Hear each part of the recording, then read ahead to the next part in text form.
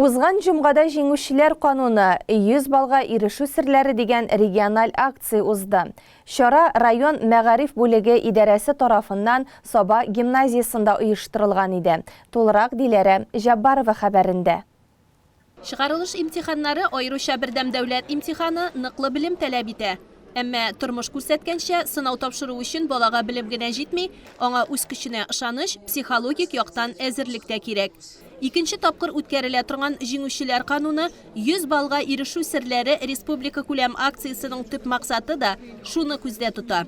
Очрашуга килгән студентлар чыгарылыш сыйныф укучыларына бердәм дәүләт имтиханына әзерлек буенча киңәшләр бирде. Имтиханнарга ничек әзерләнүләре һәм аларга югары баллар җыярга нәрсә ярдәм иткәне турында сөйләделәр. Баязит Дәүлитов Тимершык урта мәктәбендә белем алып, бердәм дәүләт имтиханын тарих фәненнән 100 балга тапшырган. Казан дәүләт университетының юридик факультетында белем ала. Миңа анда бик ошый, минем киләсәк тормышыма о бик зур йогынты ясар дип уйлыйм, һәм о миңа бик зур файда китерәсәк дип тә уйлыйм. Һәм миңа алган белемнәрем миңа һәрдаим булышып тора. Юридик факультетта беренче курста тарих фәне иң мөһим фәннәрдән булып санала. Һәрдаим без Россия тарихын, Россия дәүләтенең һәм Россия хокукының тарихын куйбыз һәм шул исәптән без башка илләрнең дә тарихын кабатлыйбыз һәм өйрәнәбез. Һәм миңа монда билгеле булганча мәктәптә алган белемнәрем шундый бик булса һәм сүземне тәмамлап әйтәсем килә. Бердәм дәүләт имтиханын биргәндә мин беренче сиратта үземнең әти-әниемә рәхмәтлемен, үземнең гаиләмә. Алар миңа булышмаса мин бу күрсәткескә ирешә алмас идем. Бик зур рәхмәт минем районыбызның җитәкчелегенә һәм минем бик зур рәхмәт әйтәсем килә минем укытучыларыма, алар мине әзерләделәр һәм алар миңа төпле белем бирделәр. Рәхмәт. Больше внимания уделял именно оформлению второй части. И это очень важно. Я вот в последний месяц подготовки осознал, что много всего делал неправильно.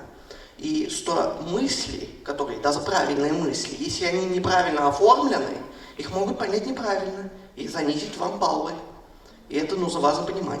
Рус теленнән 100 балл җыйган Миләүшә Ханова Саба гимназиясын тамамлаган.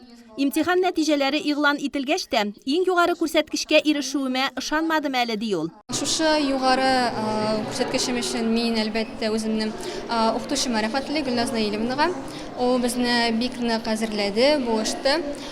Шулай ук минем әниемә рәхмәт итәс килә. Ул гел миңа син булдырасың дип торды.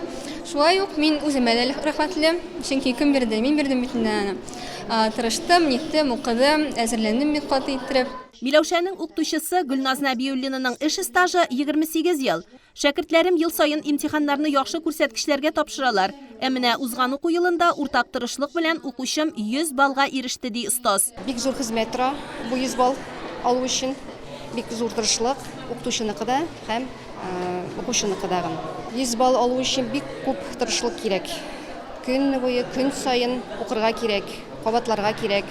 Bütün заданиялар эшләргә кирәк. Кушканны вакытында эшләп барсаң, йыгыга әзерләнеп була, менә 100 баллны да алып була. Узган уку елында 100 балл күрсәткеченә ирешүчеләр арасында Тимершык урта мәктәбеннән Ойлия Хаҗиева һәм Килдебәк урта мәктәбеннән Гөлмәрьям Төхвәтуллина да бар.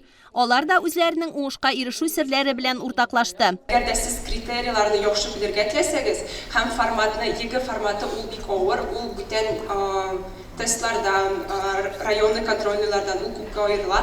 Аның форматына ул шундый кысалар анда ул ЕГЭдә. Анда прям кысаларга киреп бетергә кирәк.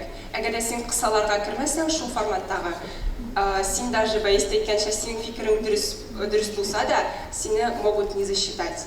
Там нужно прочитать весь список литературы, потом научиться все это анализировать, научиться писать сочинения. Я одно и то же сочинение иногда переписывала по 2, по 3 раза. Отдавала это сочинение учительнице, потом она проверяла, говорила, где ошибки, я опять пересписывала, опять отдавала, она опять обратно возвращала сочинение. Так я доводила эти сочинения до идеала, но у меня получилось.